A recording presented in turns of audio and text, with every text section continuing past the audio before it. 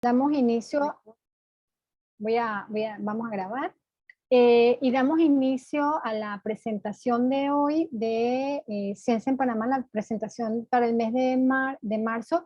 Tenemos al licenciado Carlos Pavel Smith. El licenciado Carlos Pavel Smith es psicólogo infanto-juvenil con formación en género, gerencia de proyectos sociales y animación sociocultural para el trabajo con jóvenes. Ha participado activamente en espacios de sociedad civil dedicados a la promoción de los derechos humanos, protección de los niños, niñas y adolescentes y promoción de masculinidades no violentas. Además de esto, desde el año 2017 es director ejecutivo del programa Enlaces de la Fundación Espacio Creativo, que es una propuesta preventiva que busca transformar la vida de niños y adolescentes en situaciones de vulnerabilidad, mediante la práctica de la danza contemporánea, el fortalecimiento de su desarrollo académico y el apoyo psicosocial y familiar.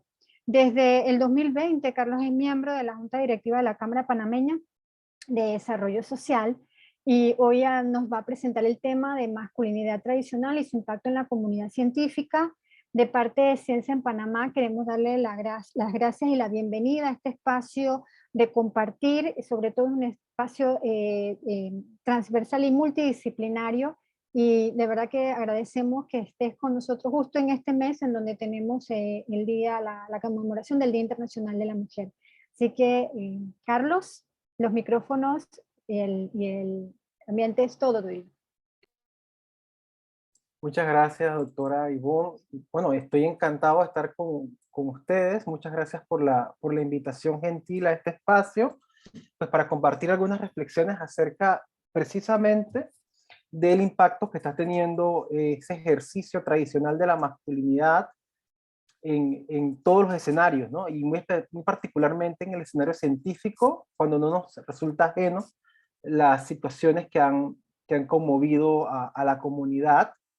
Y pues precisamente por eso quisiera iniciar con un pequeño ejercicio, y quisiera pedirles a ustedes si se sienten cómodos y cómodas, aquellos y aquellas que se sientan cómodos o cómodas, que pudieran escribir en el chat 2 o 3 líneas de alguna forma de sexismo que han vivido o que han observado en su ejercicio de la ciencia en Panamá. Quisiera darles un minuto, un minutito y medio, para que en el chat pudieran escribir alguna forma de sexismo que han vivido directamente o que quizás han sido testigos en el ejercicio de su profesión científica, de sus diferentes campos.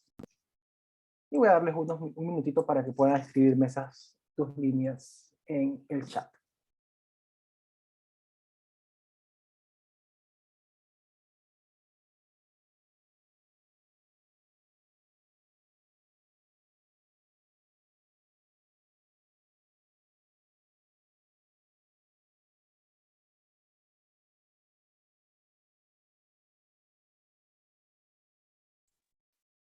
Marina nos trae el caso de Smithsonian, que conocimos recientemente por la prensa, un caso de acoso sexual directo. Amanda nos cuenta que le dijeron que debe tener estudiantes internos masculinos para trabajar en proyectos en Darién, que las mujeres sería mejor no llevarlas, ¿no? Gabriel nos dice, algo explícito ha sido que no se considere que la violencia de género es algo real, que se maneja como si fuera una opinión. Excelente, gracias, Gabriel. Voy a leer un comentario más antes de continuar.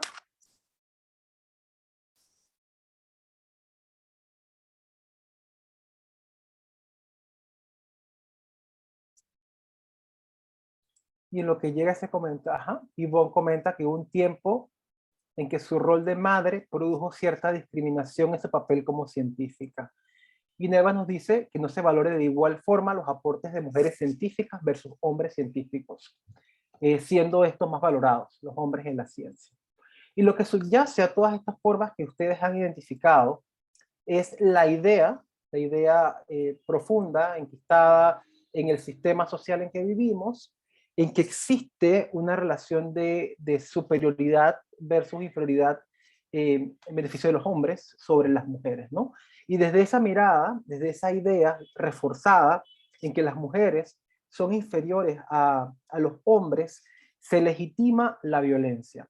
Entonces, lo que quisiera hoy resaltar a través de esta conversación es que si bien es cierto que existen hombres que ejercen violencias, que ejercen sexismo, que ejercen un abuso de su privilegio social sobre las mujeres a través de una violencia directa, detrás de cada una de esas formas de violencia, del caso del acoso, de la discriminación por ser madre, de los sesgos o de los estereotipos que dicen que un hombre podrá hacer un trabajo frente a otro, de la evaluación del trabajo científico que hace una mujer, de las situaciones de acoso directo o de abuso sexual.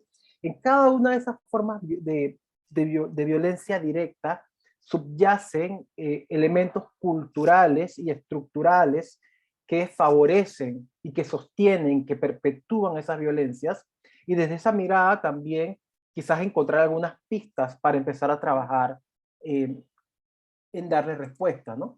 Y como decía hace un momento, la violencia estructural y la cultural van a la par, porque van legitimando esa violencia, hace que esa violencia aparezca y la hace posible, ¿no? Y yo enfatizo mucho en el rol de la cultura, porque es el área desde la cual estoy trabajando con mis colegas en el programa, pues desde la cultura y también desde lo estructural, ¿no? Desde la falta de acceso a servicios, desde la falta de acceso, y lo hemos visto más recientemente con el caso de la niña violada, que fue obligada a dar a luz, lo hemos visto en el tema de lo mucho que costó tipificar la ley de femicidio, el tema que aún no existen, por ejemplo, brazaletes electrónicos, los recursos para implementar la política de brazaletes electrónicos. Vemos cómo lo estructural, la pobreza, la exclusión, el racismo, el clasismo,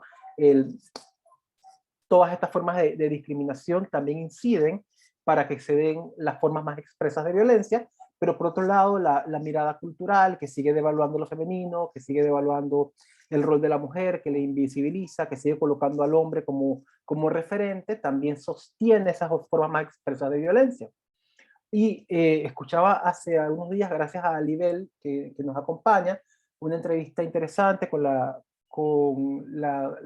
doctoras, la doctora de León y la doctora Vega, que mencionaban algunas de las formas expresas de violencia que han experimentado algunas de las mujeres en el ejercicio de la ciencia, ¿no? Y hablaban, por ejemplo, de los techos de cristal, de situaciones de acoso laboral en el campo de la investigación científica, los laboratorios, lo que también señalaba hace un momento la doctora Torres, el aislamiento de las mujeres, la exclusión de las mujeres científicas, la fama que se le da a las mujeres que se atreven a denunciar como que son problemáticas y que también forma parte de esta exclusión, y también esa epistemología masculinista de la que seguramente ustedes tendrán amplio conocimiento, ¿no? Esa utilizar al hombre como referente, como modelo contra el cual contrastar investigaciones, o el invisibilizar en esa epistemología los aportes femeninos o el impacto diferenciado que tiene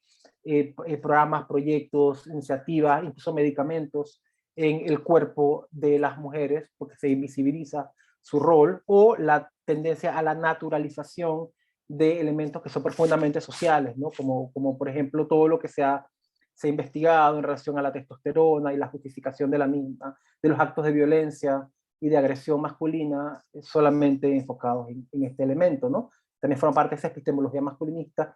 Y todos estos elementos confluyen, y aunque no sean evidentes, ¿no? Junto con otros elementos que también son comunes, no solamente en el campo científico, sino en el campo social, en el campo que convivimos, ¿no? El sexismo en la publicidad, los micromachismos, las ideas distorsionadas acerca de la masculinidad, acerca de la feminidad. Todos estos elementos que son invisibles, que no son tan directos, subyacen a cualquier forma de violencia de las que hemos estado hablando previamente, en cualquier campo, pero también específicamente en el campo de la ciencia, que es el que hoy nos ocupa, ¿no? Y el chiste, el lenguaje no inclusivo, la invisibilización, todas estas formas de violencia sutil, no quiero decir sutil porque tenga poco impacto, sino porque es difícil a veces de visibilizar porque está profundamente normalizada, es lo que da paso a formas mayores y más expresas de violencia. Y hoy hablaremos de las masculinidades, ¿no? De cómo se relaciona ese ejercicio tradicional de la masculinidad con estas experiencias de violencia que las mujeres sufren en el ejercicio profesional, en el ejercicio de la ciencia, pero también en la cotidianidad, en el contexto en el que vivimos, ¿no? Y hay que partir de una definición muy básica, es que la masculinidad es esa constelación de cualidades, valores, atributos que se consideran propios de lo que es ser hombre en una cultura, pero también en un momento histórico, social y económico determinado. Porque lo que significa ser hombre varía de acuerdo al momento histórico, pero también al nivel socioeconómico, a la geografía, a la cultura de un lugar u otro, ¿no? No es lo mismo ser un hombre en Ciudad de Panamá que ser un hombre en la comarca Nove, o ser un hombre en un laboratorio de investigación, o ser un hombre adolescente en Santa Ana, donde yo trabajo. Son distintas las manifestaciones de lo que significa ser un hombre, lo que se espera ser un hombre. Así que no hay una única forma de ser un hombre. Por eso hablamos en plurales, hablamos de masculinidades, ¿no? Esas masculinidades son muy diversas, pero aunque son diversas, hay elementos comunes a todas estas expresiones de la masculinidad. Elementos que se desprenden de la masculinidad tradicional, de esa masculinidad hegemónica que es un ideal que consciente o inconscientemente los hombres perseguimos como el referente de lo que deberíamos ser y que hemos aprendido a través de diferentes mecanismos de socialización. Y esa masculinidad, que como decía, es un ideal que es que realmente es imposible de alcanzar, se sustenta en ciertos mandatos, ¿no? Mandatos propios de la masculinidad, ¿no? Ser importante y demostrarlo, ser extremadamente competitivo. Los hombres se desgastan por manifestar que tienen poder económico.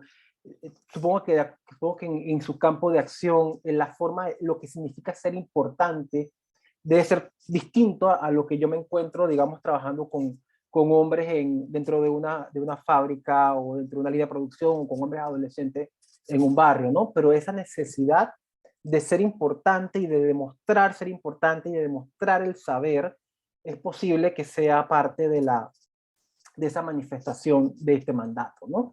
El también no tener nada de mujer, partiendo de una mirada patriarcal en la cual el hombre es una no mujer, el hombre es un no homosexual, el hombre es un no niño o niña. El no tener nada de mujer, se rechaza lo femenino, se rechaza todas las características que hemos considerado como femeninas, y en ese afán de separarnos de lo que significa ser una mujer, también se dejan de lado algunas características necesarias para crecer de forma saludable. Por ejemplo, la ternura, el cuidado, ¿no? Que se consideran características femeninas, también son excluidas. El ser duro como un roble, el no buscar ayuda, y los que trabajan en salud, es posible que conozcan casos de hombres que esperan momentos muy avanzados, por ejemplo, para hacerse diagnósticos de enfermedades, porque consideran que el estar enfermo no es algo muy masculino y no buscan ayuda. La autosuficiencia, el tener el rol de proveedor en la familia, el rol de protección, y también el poder conquistar y procrear, tener múltiples parejas, por ejemplo, múltiples conquistas sexuales, puede considerarse como una forma de manifestar esa masculinidad tradicional. El problema con esos mandatos, y es quizás un punto de partida para el trabajo propiamente con los hombres, es que el afán y la búsqueda compulsiva de poder demostrar que somos un hombre, porque la fragilidad de la masculinidad es un hecho, es una carga muy pesada. Y cuando los hombres logramos entender que el luchar, el intentar acumular todos estos indicadores de virilidad y de masculinidad es una tarea imposible, a la vez desgastante, a la vez deshumanizante, es donde podemos empezar a abrir puertas del cambio y reconocer que esa forma tradicional de ser hombre es profundamente tóxica no solamente para nosotros como hombres, sino para las personas que nos rodean, especialmente para las mujeres y para los niños y las niñas. Ahora bien, en este momento, aunque comentábamos con la doctora Ivonne y con Nelva hace unos momentos, que es un momento muy convulso, estamos sintiendo, viendo estas manifestaciones de crueldad hacia las mujeres y las niñas en los últimos días. De manera general, cuando trabajamos con los hombres, la forma en la que se manifiesta la masculinidad en este momento ha variado mucho a cómo se manifestaba hace quizás 10, 20 o 30 años. En los primeros talleres que participé yo de temas de masculinidades con Eugenio Meléndez, que fue mi maestro y que falleció hace unos años, yo recuerdo claramente que los hombres no tenían ningún tipo de escrúpulos a la hora de decir que eran muy machistas, o de decir, yo soy un hombre machista, no importa, yo soy el hombre de la casa, y lo decían sin ningún tipo ¿sabes?, como de vergüenza. Pero más recientemente se escucha, tú escuchas cuando tienes los grupos de reflexión, cuando trabajas con los hombres, lo ves incluso en las comunidades con las que trabajas, con los muchachos, que la mayor parte de los hombres no desean ser percibidos como machistas o como hombres que ejercen un machismo puro y duro, ¿no? Y de hecho los hombres buscan marcar distancia entre lo que ellos son en este momento y los otros hombres. Es decir, no somos como ellos, los que ejercen violencia física. De hecho, la mayor parte de los hombres con los que quizás ustedes se vinculan o con los que trabajan serían incapaces de ejercer violencia física contra una mujer. O quizás censurarían el uso de la violencia o la violencia sexual, los indignaría, les parecería inadecuada, ¿no? Estas formas más visibles y más extremas de violencia, como el femicidio, la violencia sexual, la violencia física, diría que no somos como ellos son salvajes, ellos están mal, son enfermos y así vamos, ¿no? Es esa construcción del otro, no queremos ser como ellos, no queremos ser percibidos como hombres machistas, pero en su lugar surge lo que se considera un modelo más híbrido de la masculinidad, que tiene sus, o sea, hay que leerlo con cuidado, porque en los modelos más híbridos de la masculinidad, los hombres cuestionamos algunos elementos de la masculinidad más hegemónica, de la masculinidad más tradicional, lo cuestionamos, lo cuestionamos fuera de lugar. Digo, esto no es natural. Esto viene de las búsquedas y de las luchas de los movimientos de mujeres y de los movimientos feministas, ¿no? Que han empezado a cuestionar, digamos, estas formas más tradicionales de ser hombres, y que o sea, no necesariamente es que los hombres un día se despertaron y dijeron, ok, vamos a cambiar. Esto viene desde una interpelación desde los movimientos de mujeres, ¿no? De los cuales también se nutren los grupos que trabajan con hombres. Entonces, esta hibridez sí cuestiona algunos elementos de esa masculinidad más hegemónica. Por ejemplo, vamos a ver a hombres más vinculados con sus hijos y con sus hijas, u hombres que te dicen que están criando a sus hijas de forma más autónoma, que les inculcan el valor de la independencia, lo que se llama como el empoderamiento femenino, el que la impulsan a estudiar carreras no tradicionales, o que se vinculen a roles no tradicionalmente asociados a la feminidad, que juegan al fútbol, y eso lo hacen, u hombres que son más sensibles. Yo creo que también hay una conversación avanzada acerca de que los hombres pueden llorar, o sea, creo que eso ya no es un descubrimiento, pero bueno, que están más conectados con sus emociones, que de pronto no ejercen o serían incapaces de ejercer una forma de violencia verbal, incluso, o física hacia sus parejas, pero a pesar de que tienen estos cambios, digamos, en su conducta individual, no estamos cuestionando la jerarquía, no estamos cuestionando lo que subyace, lo que hablábamos que está más allá de la conducta visible, lo que está a nivel de estructura, lo que está a nivel de cultura, ¿no? Entonces hay esta hibridez de que te puedes encontrar un hombre que es pro-choice, que es pro-LGBTIQ+, que es progresista, que milita izquierdas, pero que al mismo tiempo ejerce acoso sexual, porque está en este mismo elemento, en esta hibridez, en esa masculinidad híbrida, ¿no? Porque no se está cuestionando en última instancia el lugar que tenemos dentro de la jerarquía, o un hombre que es correcto, o sea, jamás ejerce violencia y se siente muy bien por hacerlo, que es reconocido por sus colegas, pero que no se vincula, por ejemplo, en la tarea de cuidados de sus hijos o en la tarea de cuidados del hogar, ¿no?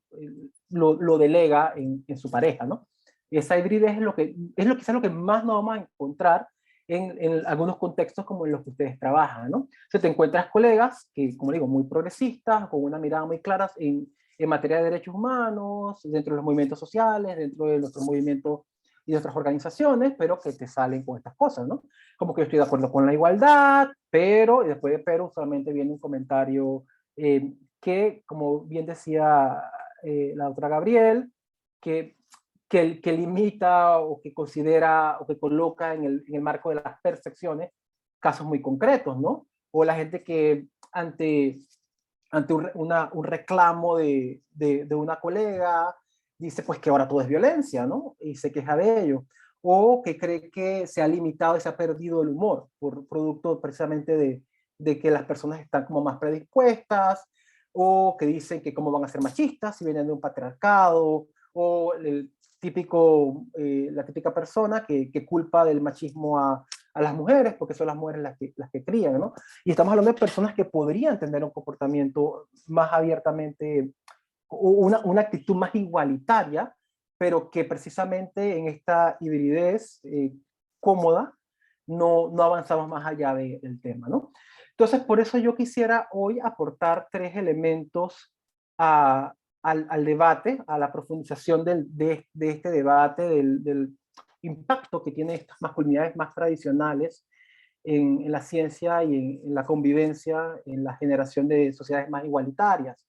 Y el primer aporte que quisiera resaltar, y no quisiera que se entienda como un intento de justificación en lo absoluto, es quizás entender qué está pasando dentro del psiquismo de los hombres. Porque estamos claros que en los últimos 20, 30 años, la masculinidad como la entendíamos ha entrado en una profunda crisis. Muchos ritos que sostenían, y mitos, perdón, que sostenían ¿sabes? La ventaja social de los hombres sobre las mujeres han ido cayendo con la incorporación de las mujeres en el campo laboral, muy específicamente en el campo que ustedes representan.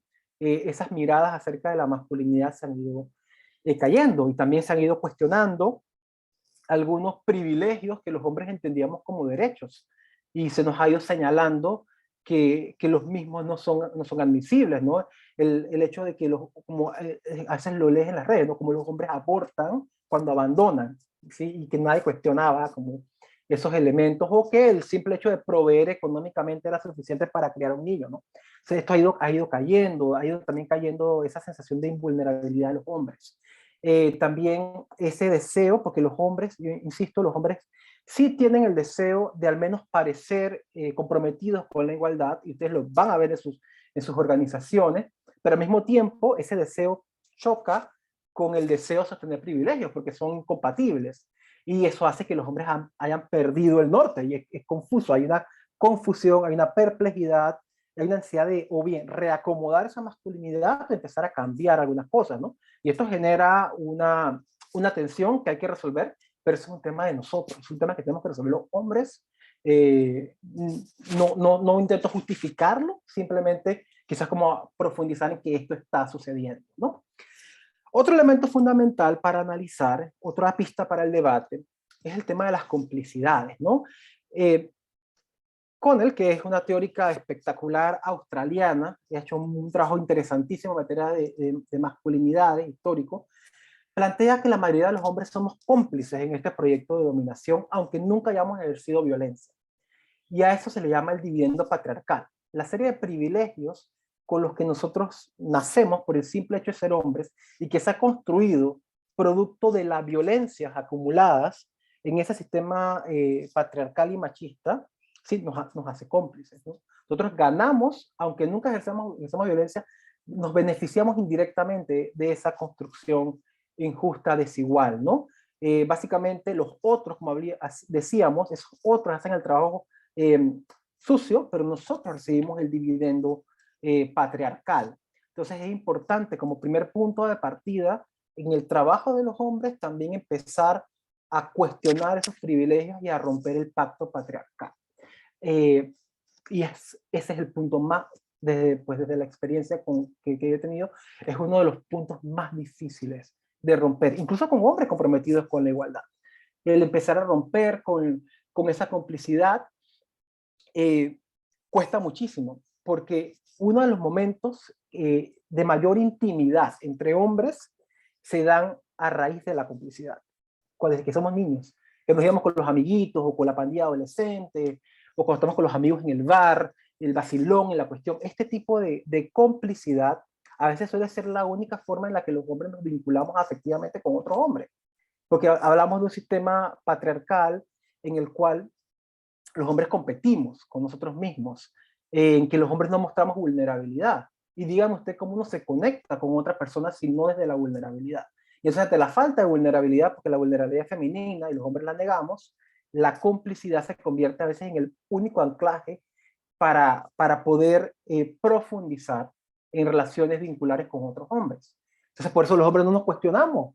Y si yo le pregunto a los hombres aquí presentes, seguramente tendrán muchas experiencias en las cuales uno de nuestros amigos o un jefe dijo algo sexista, racista, clasista o profundamente homofóbico y nos sentimos súper mal, pero no lo confrontamos porque nos cuesta mucho romper el pacto, romper ese pacto de complicidad con los hombres. Y hay una relación muy estrecha entre la complicidad, entre la violencia sexual, el femicidio y el feminicidio, ¿no? Porque no hay sanción moral. Y, y la sanción moral cuando viene de un hombre hacia otro hombre, y uno lo experimenta en los grupos con hombres, por ejemplo, suele tener un impacto diferenciado en los varones. Recordemos que quienes te dan el título de hombre son otros hombres. Por eso muchas veces las acciones que ustedes ven de acoso sexual, de conquista sexual, no necesariamente son una búsqueda de placer sexual, es una búsqueda de validación masculina, de validación de otros hombres, de que cumples con los mandatos y que estás dentro del club, y eso solo lo hacen otros hombres. Entonces, por eso es importante que los mismos hombres empecemos a cuestionarnos estas mismas prácticas, ¿no? Y la tercera pista para el debate que quería compartir con ustedes es también empezar a cuestionar los proyectos individuales versus los proyectos colectivos, y esto aplica a, creo que a la mayor parte de los problemas que estamos intentando resolver. Y es que no podemos deconstruir problemas profundamente estructurales, enraizados en la cultura solamente desde la acción individual. Porque, como también decía Connell, el riesgo político de un proyecto individual es que más que reformar las estructuras, es que modernizamos el patriarcado, lo hacemos más bonito, lo hacemos más light, lo hacemos más elegante.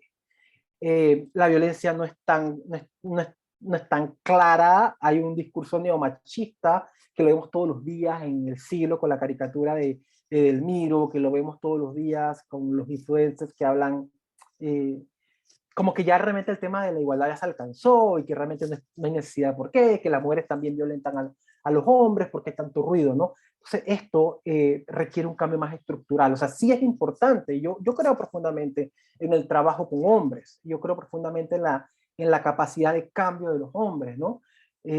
Yo creo que eso es posible e importante hacer un trabajo con los hombres directamente, pero debe ser un trabajo a múltiples niveles. El trabajo y la intervención con hombres es una de las acciones, ¿no?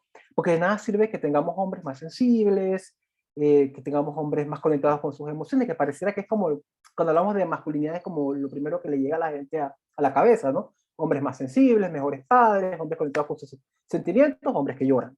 Pero realmente, más allá de esto, no hay un cambio necesariamente estructural y hay que apostar a eso, ¿no? Entonces hay una serie de estrategias, ¿no? Sí, la educación y la reflexión con hombres es importante, yo creo que es importante, yo creo que es importante que los hombres podamos entender que nuestras acciones violentas tienen un impacto y desde ese lugar y desde esa vergüenza, porque cuando uno trabaja con estos temas, uno se siente avergonzado, o sea, todos tenemos los hombres, tenemos experiencias de nuestra vida de desarrollo en las cuales ejercimos violencia masculina y uno se siente avergonzado de esto. Y es importante poder tener un contacto con esas experiencias. pero no solamente dejarlo ahí, tiene que haber también una sanción moral al acoso, a la violencia sexual, a la violencia contra las mujeres, al sexismo, pero también marcos legales sí, que generen pautas para evitarlo. O sea, no solamente el plano educativo, también debe haber sanciones y también debe haber marcos legales y claros mecanismos y protocolos y sanciones, ¿no? Y creo que lo que discutía con Alibel Pizarro hace unos días, ¿no? La inexistencia de los protocolos en organizaciones grandes. Nosotros somos así de chiquititos en una organización que trabaja en Santa Ana y tenemos que tener protocolos de prevención y de respuesta a la violencia sexual, por ejemplo. Y hay prácticas que aunque no sean ilegales, por ejemplo, ni yo ni mis colegas nos podemos vincular con las mamás de nuestros beneficiarios, aunque sean mujeres adultas, porque hay implícita una relación de desigualdad de poder. Y eso es causal de despido en mi trabajo, aunque no sea ilegal. No es ilegal, pero no es ético. Entonces tiene que haber protocolos y mecanismos de sanción. Pues algunas tareas pendientes que creemos que puede también guiar próximas acciones en el tema del empezar a visibilizar y a problematizar nuestro ejercicio de la masculinidad y el impacto que tiene en las comunidades científicas, es empezar también a utilizar lentes de género en la investigación, el evitar utilizar esta epistemología masculinista y colocar al hombre como referente contra el cual contrastar, reconocer esa diversidad, que no solamente es por motivo de género, que hay muchas formas de diversidad que también inciden en el impacto de políticas, procesos, y eso en investigación social creo que hay avances bien interesantes. Y también preguntarnos, ¿no? ¿Qué sesgos inconscientes estamos teniendo? O sea, ¿estamos contratando solamente hombres para unas posiciones o mujeres para otras posiciones? O sea, ¿qué tipo sí, de preconceptos estamos teniendo y cuál es el impacto de esos preconceptos en nuestra tarea de investigación, en nuestro trabajo de investigación? Con los hombres hay una tarea importantísima, es hacernos responsables de nuestras violencias.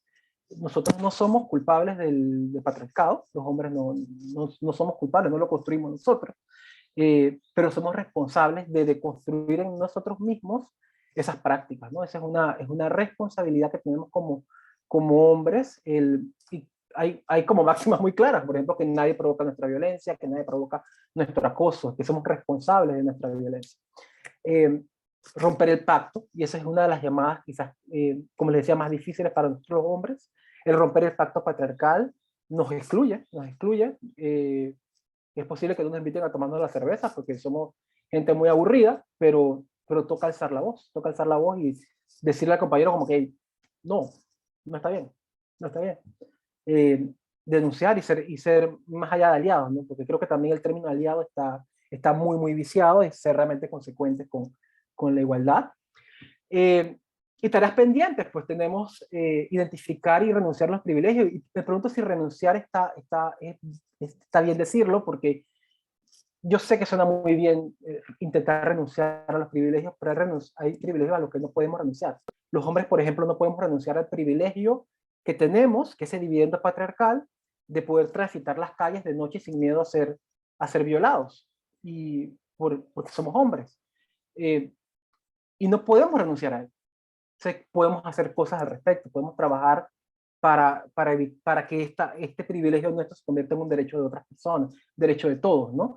Pero también, por ejemplo, reconocer privilegios, saber que cuando eres un hombre y hablas, socialmente se te escucha más, entonces también nos toca a veces callarnos en las mesas de trabajo porque sabemos que hacerlo sería activar ese privilegio, no escuchar las voces de las compañeras, reforzar las voces de las compañeras, dar espacios, pedir que se escuche a las compañeras. Me pasa en clases de la maestría de la Universidad de Panamá de Género, que en ocasiones son solamente los hombres los que hablan, y si tú no generas dinámicas diferenciadas, no escucharás las voces de las mujeres, ¿no? Otra cosa importante es ir más allá de no todos los hombres. O sea, usualmente cuando somos cuestionados como hombres, enseguida decimos como, bueno, que no todos somos así.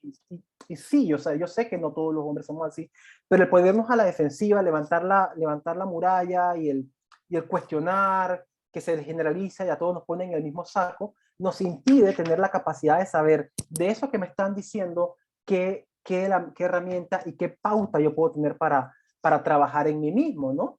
También aceptar el escepticismo. Hay muchas mujeres que deciden no trabajar con hombres, y esa es una decisión válida, porque hay experiencias de terror, de movimientos que iniciaron con pactos de igualdad, con participaciones mixtas, y se dieron y se reprodujeron situaciones de violencia dentro de los mismos, y pasa dentro de los colectivos políticos, pasa dentro de las ONG, pasa dentro de los movimientos incluso feministas, ¿no? Va a pasar el 8 de marzo, cuando vamos a tener nuevamente la discusión de todos los años de si los hombres deben o no estar en la marcha del 8 de marzo. No, pienso que no, pienso que es un espacio de las mujeres y que los hombres tenemos otro lugar en ese día, ¿no? Especialmente en potenciar la participación de las mujeres, haciéndonos cargo, por ejemplo, de tareas de cuidado. También pues trabajar en la aceptación del fallo, de saber que estamos en un proceso. Yo creo que desde la humildad saber que esto de las nuevas masculinidades no es real, de que estamos todos en un proceso de transición, preguntándonos cosas, un día a la vez, y eso también pues hay un poco de autocompasión que creo que es saludable, y lo más importante para esto es construir desde lo cotidiano, ¿no? Con los hombres. De nada sirve que los hombres tengamos un discurso político muy interesante, pero que no se lleve a la vida cotidiana, a la vida real, y eso incluye el vincularnos activamente en tareas de cuidados. Y bueno, eso es lo que tenía para compartir con ustedes el día de hoy. Gracias, Carlos. Excelente ponencia, pues nos has dado un vistazo importante de todo el contexto de las masculinidades. En este momento lo que voy a hacer es leer los aportes de las personas que han ido compartiendo en el chat insistentemente, y bueno, hago de closure, como dicen ustedes, porque también hay comentarios de que los hombres hetero, y también hay que entender que hay una variedad no es variedad, sino están tanto los heteros sexuales como los homosexuales y demás. Entonces, si hay hombres que son homosexuales, entonces esa masculinidad también se sesga en algunos casos, se sesga con ellos también. O el lenguaje que se habla, sobre todo en general, puede también afectarlos a ellos en algún momento. Pero voy a proceder a leerte las preguntas para que entonces tú nos indiques a través de la experiencia tan amplia que tienes. Una de las primeras preguntas que comentan aquí es sobre lo del techo de cristal. Es una frase que goza de mucha popularidad.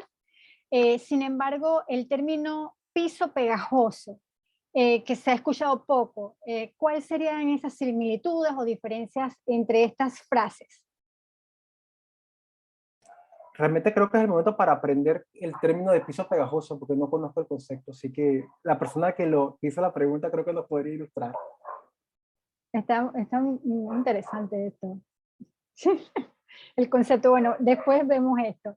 Hay muchas de estas frases que siempre escuchamos sobre, estoy de acuerdo con todos estos conceptos de igualdad y demás, porque tengo hijas, en el caso de los hombres que tienen hijas, pero siempre hay un pero de por medio. ¿Es parte de lo que trabajas con masculinidades en la fundación o en estos espacios? Perdón, ¿me puedes repetir la pregunta? Sí, sí, es que es común que escuches esto, estoy de acuerdo con estos conceptos de igualdad porque tengo hijas, mujeres y tal, Sí, pero sí, ¿cuáles sí, serían esos usualmente. peros que escuchas más a menudo?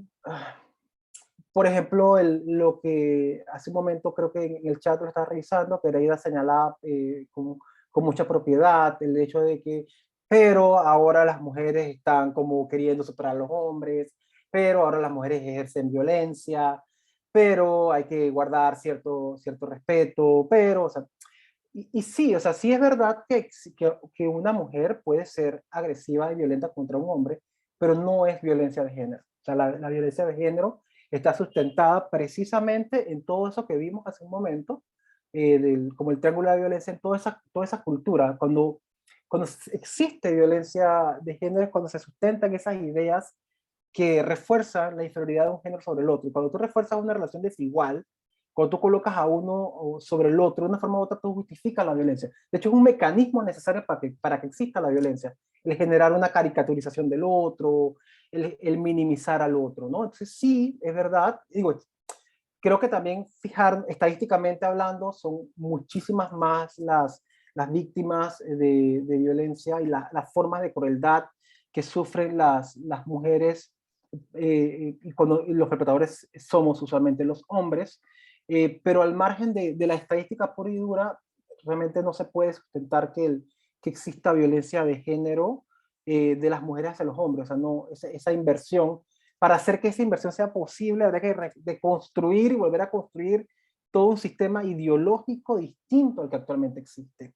Y sí, también los hombres, independientemente de nuestras identidades, porque aunque existen hombres heterosexuales, hombres homosexuales, hombres trans, hombres indígenas, hombres afro, y hay una serie de intersecciones en estas identidades, compartimos elementos comunes en esa masculinidad tradicional.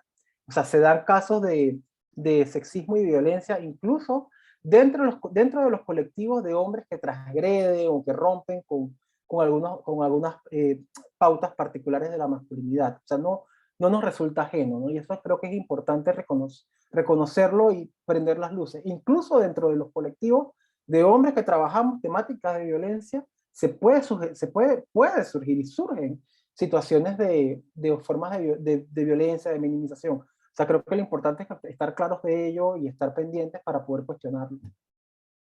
Bien, tenemos otra pregunta, que si podés darnos ejemplo de preguntas que nos podemos hacer para identificar si tenemos sesgos inconscientes. A mí me encanta una que Marina Pérez, que está por aquí en la audiencia, siempre sugiere, ella plantea que cuando una decisión, una imagen o una norma, tú le das la vuelta y le inviertes el género, si se ve rara o chistosa, es profundamente sexista, ¿no? Entonces creo que es una forma en la cual podemos empezar a preguntarnos si esto que estamos tomando como una decisión, parece raro, o sea, como que tengo que decidir si un hombre o una mujer si una mujer puede ir a Darien a trabajar porque me preocupa si puede como lidiar con las chitras y con la piragua, ¿no? Si yo pregunto eso con un hombre, suena un poco raro, ¿no? Entonces creo que hay una forma también de revisarlo, pero nadie está exento de estos prejuicios o de estas ideas estereotipadas, ¿no? Ayuda, la forma en que uno puede a veces darse cuenta de los sesgos y de las ideas, de los preconceptos, es hablándolos con otros, es dialogando en grupos. O sea, yo creo que el trabajo con otras personas y la reflexión conjunta con otras es la clave para poder identificarlos, porque a veces uno tiene puntos ciegos y es el lugar desde el cual podemos empezar a generarlo. Pero para eso hay que romper también algunos pactos, ¿no? Porque a veces no hablamos de estas cosas.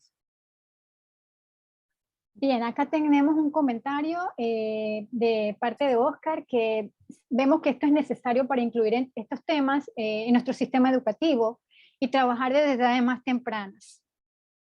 Sí, sí, totalmente.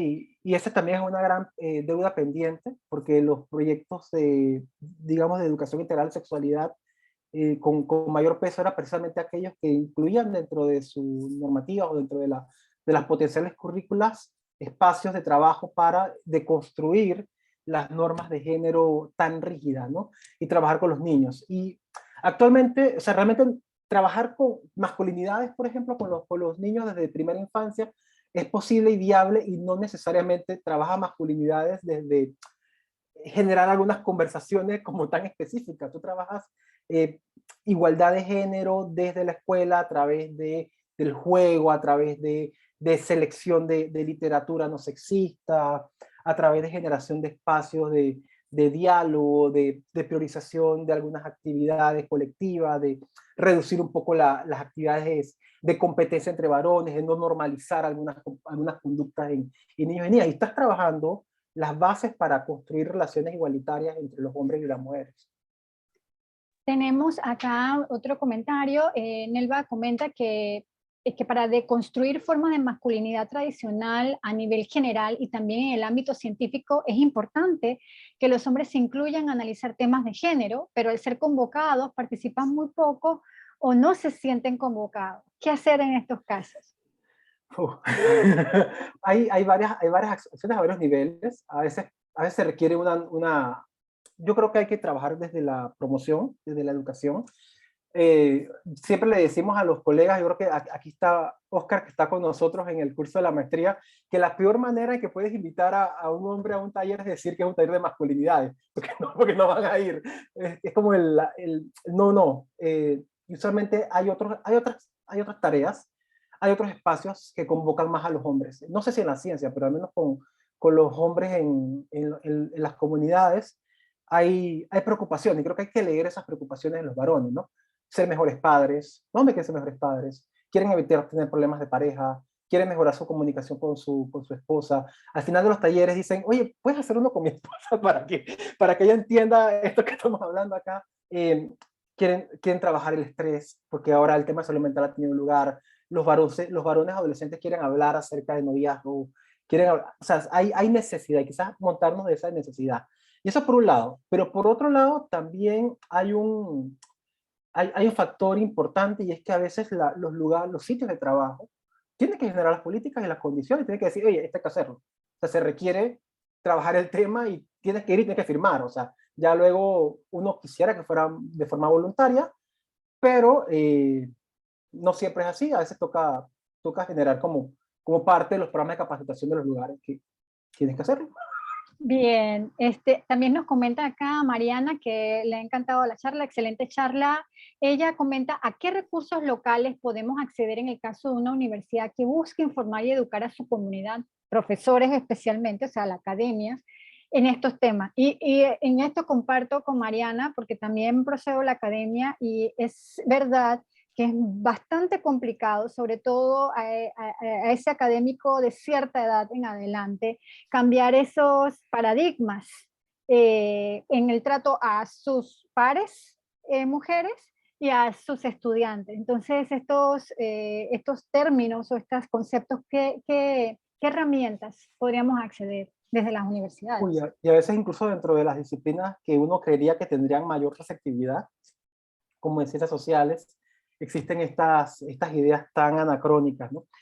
No tengo una respuesta única, yo creo que hay una generación de procesos desde las comunidades que son interesantes, pero que hay un divorcio con la academia, entonces creo que hay un puente que hay que construir entre las iniciativas comunitarias, especialmente las que se desarrollan en el sector salud, las que se desarrollan con adolescentes y jóvenes, con la investigación, y creo que ese es un primer paso, pero luego también yo creo que la necesidad tiene que generarse. A veces no se siente la necesidad en este caso, pero desde la academia, porque se normaliza. Creo que cuando se refuerzan los códigos de ética, cuando se refuerzan las políticas antidiscriminación, cuando se genera sanción moral, o sea, los hombres van a tener que sentirse la necesidad de hacer una pausa y empezar a pensar acerca de nosotros mismos. O sea, creo que podríamos tener ahí dos vías interesantes. Una, la construcción de vínculos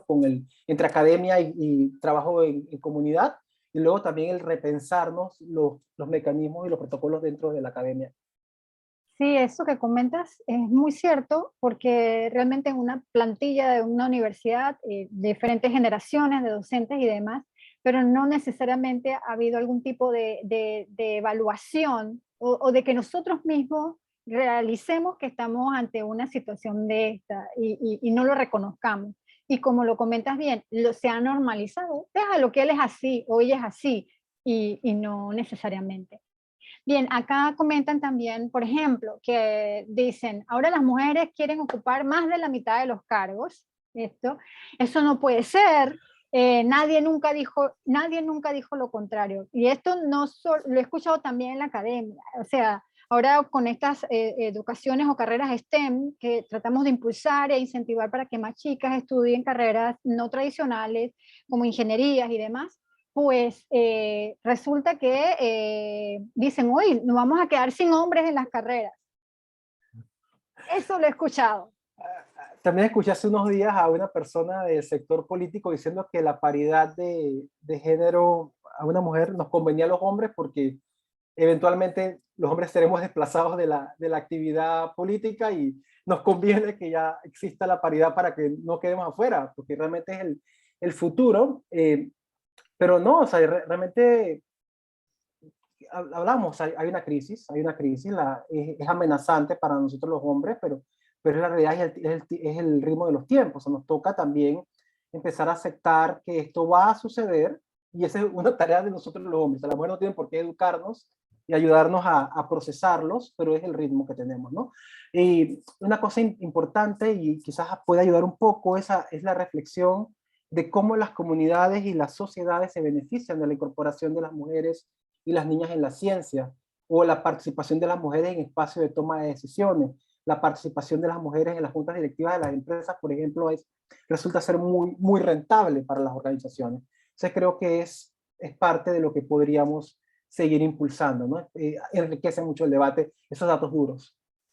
Bien, acá nos comenta a Libel, Carlos, hablando del tema de acoso sexual y de otras formas de violencia, la ley panameña define el acoso y sanciona el acoso, pero cada vez que se lee comentarios de hombres educados, intelectuales formados y todo lo demás, quieren discutir si X o Y situación cotidiana, quieren discutir coloquialmente desconociendo la legislación, las investigaciones en otros países, llevándolos a terrenos un tanto burdos.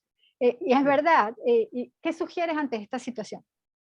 ¿Qué nos sugieres, en verdad? Porque algunas veces nos dan ganas de discutir y mandar a...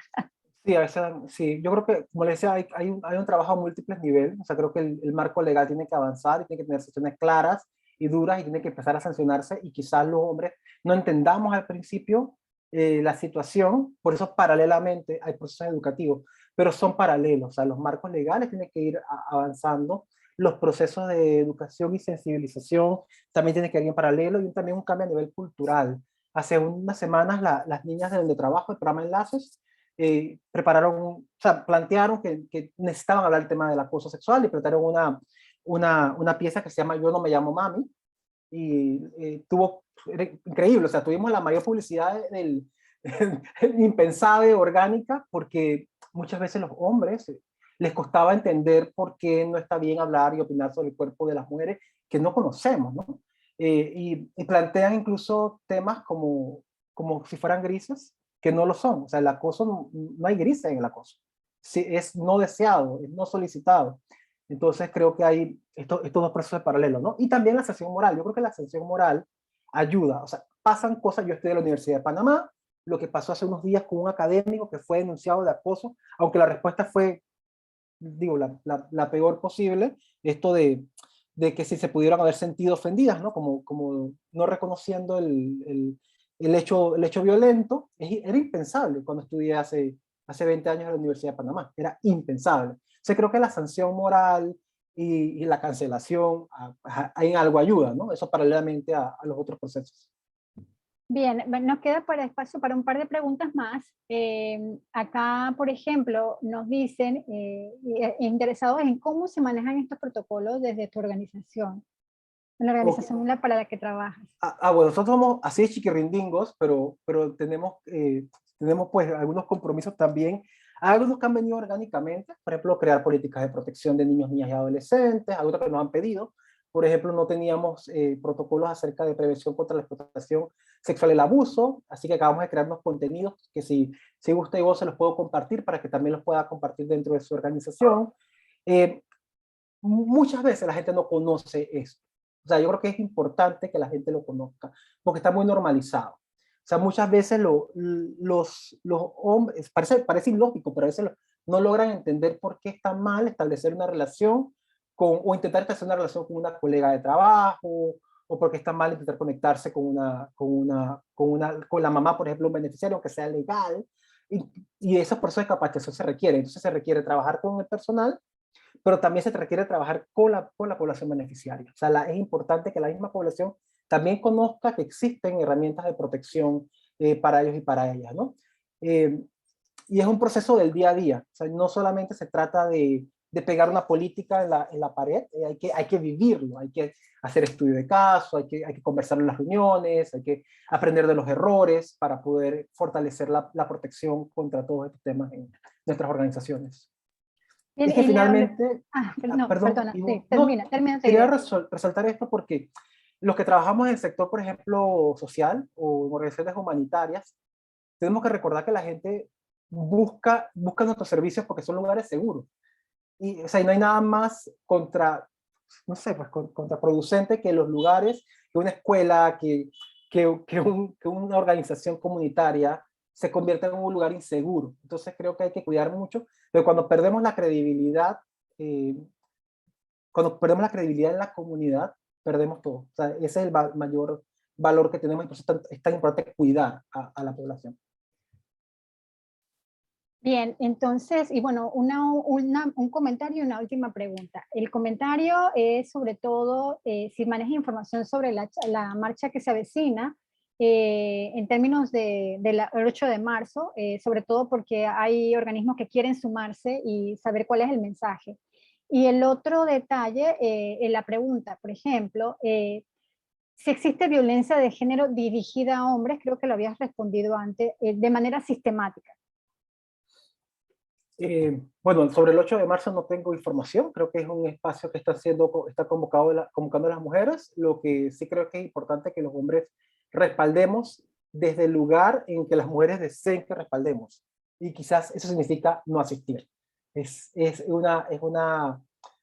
No podemos imponer nuestro apoyo a la fuerza, o sea, porque otros hoy nos levantamos y nos dimos cuenta que está mal la violencia contra las mujeres y que tenemos que encabezar la marcha, porque lo que va a pasar es que todas las cámaras van a estar en los 4 hombres que tengan la marcha y no en las organizadoras. O sea, a veces la mejor forma de apoyar es no asistiendo a la marcha, es apoyando desde otro lugar. Eh, y con relación, recuérdame la siguiente pregunta, perdón. Sí, sobre Violencia de sobre, género. uh-huh. Ok, hay algunas identidades masculinas que pueden sufrir violencia de género. O sea, eso es claro, especialmente aquellas que más se apartan de la heteronorma, aquellas que más se apartan de lo que se considera la masculinidad hegemónica, y existen expresiones de violencia de género, por ejemplo, hacia colectivos de la comunidad queer, ¿no? Eso es importante reconocerlo, pero de forma sistemática no. O sea, sí pueden existir actos de violencia de una mujer hacia un hombre, pero no son violencia de género, porque no se hacen por el simple hecho de ser hombres. O sea, no existe un sistema ideológico, político, cultural, económico que sustente, que perpetúe una discriminación, una exclusión sistemática contra los hombres. Eso no existe. Existen, sí, puede haber violencia, o sea, puede haber violencia hacia una persona, pero realmente el querer parar todo y el querer igualar los fenómenos toca también cuestionarlo como hombres. O sea, ¿por qué no estamos pudiendo reconocer que el problema está en otro lado? Eso es para analizar. Bueno, ya siendo las 6:32 y para respetar el tiempo de todos aquí, te agradecemos muchísimo, Carlos, el detalle que has tenido con Ciencia en Panamá a través de esta charla. No es un tema fácil porque realmente no es fácil hablar de estos temas y bueno, ya vemos que en la sala, salvo ciertas excepciones, la mayoría somos mujeres. Pero sin duda alguna, este material queda colgado en nuestra plataforma de Ciencia en Panamá. Se ha procurado que sean preguntas encaminadas al diálogo y a la conversación al diálogo de tipo constructivo. Y bueno, así que Oh, muchas gracias. No sé, aló. ¿había algún Sí, comentario? estamos en deuda la respuesta sobre piso pegajoso. Ah, sí. Te lo compartí para que Ajá, lo puedas sí, leer. Joana nos comentó aquí sobre lo que es el piso pegajoso y comenta que es el que las mujeres recurren a trabajos peor remunerados y de pocas horas porque tienen que compatibilizarlas con las tareas en el hogar. Ese es el detalle. Bien, es lo contrario, porque el techo de cristal es tratar de llegar a las posiciones de liderazgo y que siempre hay una brecha. En cambio, lo del piso es mantenerse abajo por las situaciones. Muchas gracias, Joana, por la aclaración y bueno, ya también lo conocemos todos, este término de piso pegajoso. Entonces, en vista de la hora sin abusar del tiempo de todos los aquí presentes, muchísimas gracias, Carlos. Ha sido un placer, tremenda charla. Muchas gracias por todos los insumos y creo que ha sido, en general, lo hemos disfrutado. Gracias, sí, de verdad ha sido un gusto estar con ustedes. Bueno, y para todos los que asistieron, muchísimas gracias y hasta el próximo mes.